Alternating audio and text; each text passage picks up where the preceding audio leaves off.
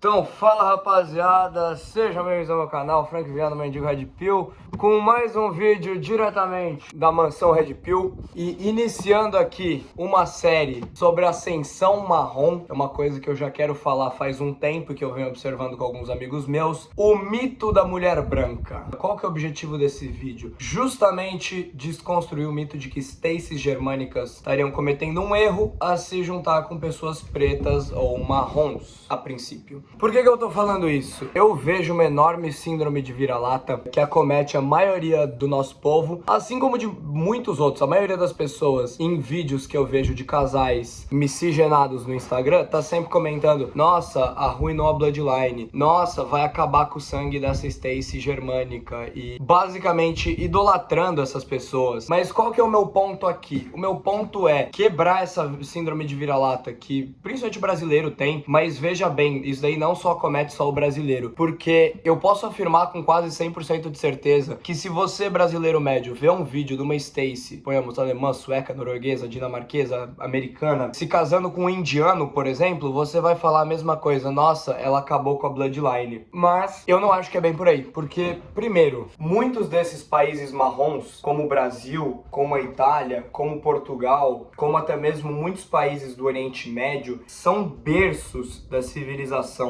Enquanto, se você for ver países germânicos, como a Suécia, a Noruega, a Alemanha, até muito pouco tempo atrás, não tinham absolutamente nada. E se você for ver até os dias de hoje, em termos de produção cultural, num bate-bola jogo rápido, se eu te perguntar pra falar grandes músicos brasileiros, você pode falar Tião Carreiro e Pardinho, porra, Tonico e Tinoco, não, tô brincando. Mas você tem bons músicos brasileiros, na minha opinião, como Wilson Simonal, como Tom Jobim, como Vinícius de Moraes, tal, fora a cultura sertaneja, a cultura caipira, que realmente tem uma riqueza. Se você pega, por exemplo, uma música de um cantor que eu gosto muito, Luiz Gonzaga, tem uma profundidade na letra dele, a melodia, tudo ali faz um sentido. Agora, se eu te fizer a mesma pergunta para um país como a Suécia, que o pessoal paga muito pau porque é uma terra de Stacies, cara, eu duvido. Olha, se a pessoa for um pouco mais culta, talvez me diga, em termos de grandes celebridades da Suécia, o rei Carlos XII, foi um grande rei da Suécia. Ou se não, o Alfred Nobel, que é o homem que inventou a dinamite e o prêmio Nobel. Mas fica por aí, a produção cultural desse país é muito baixa. Não por acaso existe uma quantidade imensa de imigrantes nórdicos e alemães em países como Brasil, Argentina e Estados Unidos. Se você for ver, realmente a diáspora dessas populações é muito maior do que a população remanescente no país. O meu ponto é, existem elites antigas em países como Índia, como a Pérsia, né, o Irã, o Oriente Médio e principalmente na América Latina, que são muito mais antigas, talvez não muito mais antigas, mas muito mais expressivas do que em qualquer país nórdico hoje em dia considerado de primeiro mundo. Isso tendo sido dito, realmente é uma coisa que poderiam me dizer: ah, mas que quando eu vejo um cara brasileiro com, e assim, eu digo principalmente do meu fenótipo, marrom, pele mais bronzeada, olhos castanhos, enfim, cabelo escuro também, um pouco encaracolado. Esse é o fenótipo mediterrâneo, né? Normalmente a reação do público ao ver uma Stacy com Paraíba, digamos assim, é sempre: nossa, ela arruinou a Bloodline, ela arruinou a dinastia, a linha sanguínea dela.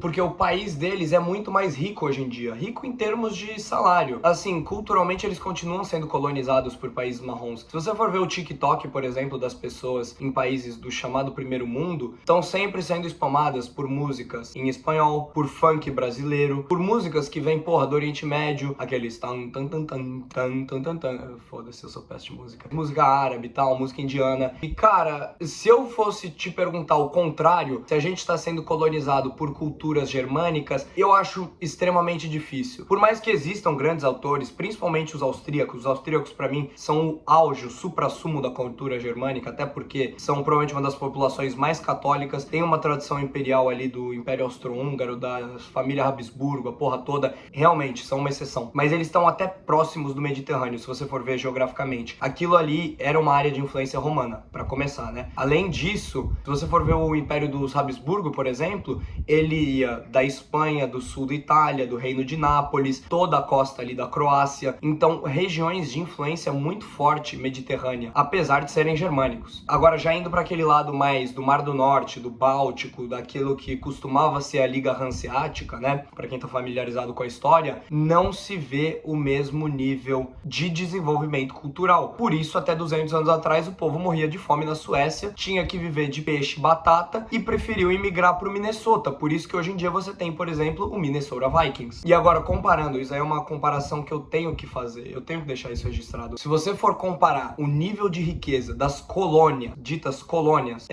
da América Espanhola e Portuguesa, que nunca foram colônias, eram vice-reinos na América Espanhola e o Brasil eram departamentos de Portugal, enquanto de fato as colônias anglo-saxãs eram 13 colônias, existe uma discrepância massiva. Enquanto Harvard foi fundada por volta dos anos 1700 bolinhas, se eu não me engano, na América Espanhola já haviam 6 universidades daquele período. A mais antiga, que se eu não me engano é da Cidade do México, a universidade mais antiga da América Espanhola é 100 anos mais antiga do que a primeira universidade dos Estados Unidos, digamos assim, da América Anglo-Saxã. Além disso, esse passado ibérico, espanhol, português nos Estados Unidos é completamente apagado. Mas se você já viu um vaqueiro no interior da Inglaterra, por favor, me avisa, porque eu nunca vi. Não existe. A cultura de vaqueiro, a cultura de cowboy, ela deriva completamente da cultura ibérica, do rancho, de proteger o seu gado com o cavalo, daquelas terras áridas, da Andaluzia, de Salamanca, de Portugal. Isso é uma cultura ibérica. Isso aqui é herança nossa. A nossa produção cultural, a nossa produção civilizacional, ela é extremamente expressiva, ainda que negligenciada. Então, quando você vê um cara marrom, um cara ibérico, um cara mediterrâneo, com uma menina germânica, quem tá fazendo favor ali não é a Stacy, é o cara. Isso carrega tradição, isso herda, costumes civilizacionais, intelectuais, produção, criativa, que moldou a nossa civilização. Inclusive, o símbolo mais conhecido, acredito eu, dos Estados Unidos, o dólar de prata. Para quem não sabe, é uma moeda espanhola. Se você for ver o símbolo do dólar, o cifrão, ele representa o brasão de armas da Espanha. E pesquisa aí, dólar colunas de Hércules. As colunas de Hércules são exatamente o que está no escudo da seleção espanhola, por exemplo. 2 colunas com uma faixa no meio. Isso que dá origem ao símbolo do dólar. A nossa cultura é extremamente expressiva, extremamente rica. Nós somos pessoas extremamente capazes e não existe razão alguma para essa chamada síndrome de vira-lata. Agora, um outro comentário interessante. Porque como eu falei que muitas pessoas podem falar, porque hoje em dia, realmente, se você não vê o escopo histórico, países como a Suécia, a Dinamarca, a Alemanha, são muito mais ricos do que a gente. Inclusive o Brasil é o país que mais recebeu escravos durante o tráfico negreiro, né? Os Estados Unidos recebeu 200 mil, o Brasil recebeu 4 milhões. O que isso quer dizer? Que o Brasil tinha mais dinheiro, porque escravo não era de graça. Mas tem um fato também da aparência. Então muitas pessoas que agora estão bitoladas no Lux Maxing falam, tipo, se o seu olho for castanho, it's over. Já era. O olho azul moga no Lux Maxing, tudo mais. E eu concordo, eu não vou copar e falar que o olho castanho é mais bonito, é mais atraente, é mais harmônico. Até porque o azul é uma cor extremamente rara na natureza. Vocês não sabem, tem pouquíssimos animais que têm a coloração azul naturalmente. No entanto, existe um fenômeno que ele é estudado por faculdade de psicologia, de marketing, de vendas, onde pessoas com olho azul tendem a ser mais confiáveis. Em contrapartida, é muito, muito difícil você encontrar uma pessoa com olho azul que impõe a dominância, ou seja, ter aquela capacidade de proteção, que nos dias de hoje eu acho que essa é uma das coisas que explica esse fator, principalmente de, digamos, mulheres germânicas procurarem homens pardos, homens marrons, homens escuros, pelo fator de proteção. No mundo que a gente vive hoje em dia, com ameaças financeiras, de colapso civilizacional, inflação a torto e a direito, você realmente não tem a mesma perspectiva que você tinha 100 anos atrás de estar juntando seu dinheiro e conseguir comprar uma casa. No subconsciente dessas pessoas, o olho marrom, ele traz uma sensação de conforto, por mais que através da violência. E tem um exemplo interessante sobre isso. Campeões do UFC. Por mais que países como Estados Unidos, países da Europa, sejam extremamente presentes, Austrália inclusive, sejam extremamente presentes na competição, né, no UFC, a enorme, esmagadora maioria dos campeões tem olhos castanhos. Não falando que você ter olho castanho você vai ser um bom lutador, mas é uma correlação muito interessante. Se você pegar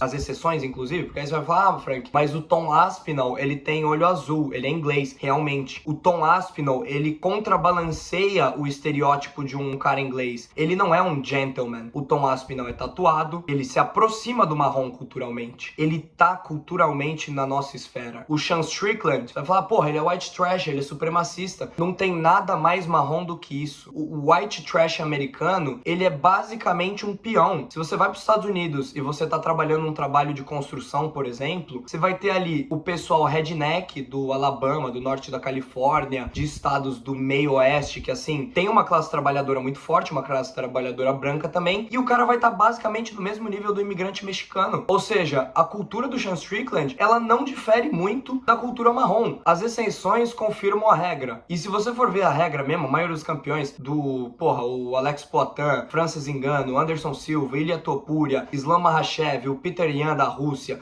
o Volkanovski, que é australiano de família polonês, mas ainda assim consegue ter olho castanho, John Jones, todos eles têm olho castanho. Conclusão, aqui vem o chamado pra ação. A minha missão com esse vídeo não é criar um ponto e educar as pessoas, mas é justamente chamar pra você que ainda tá assistindo esse vídeo, que prestou atenção em tudo que eu falei, a sair da Matrix. Começa a observar cada caso por cada caso. Em vez de simplesmente pegar e fazer que nem a maioria das pessoas, vi um vídeo de um negão com uma russa, vou xingar o cara nos comentários. Pode xingar o cara nos comentários, mas primeiro, entra, pesquisa entender quem que é aquela pessoa, porque quem falou que ele não é um príncipe nigeriano? Quem falou que esse cara não é herdeiro da dinastia do Reino do Congo, que tem mais de 600 anos de catolicismo, de tradição com o Império Português, os maiores traficantes de escravos da África, povo extremamente rico? Quem falou que essa pessoa é um Zé Mané? Então pesquisa, às vezes o cara realmente é uma pessoa diferenciada, ou às vezes não é nada, é realmente uma mulher branca tomando más decisões. Mas não quer dizer que necessariamente porque a pessoa é branca e a outra preta, a pessoa é azul e a outra amarela, a pessoa da cultura germânica tá tomando uma decisão errada. Muitas vezes, quem tá se rebaixando ao nível do outro, e eu digo em questão cultural, em questão de espírito,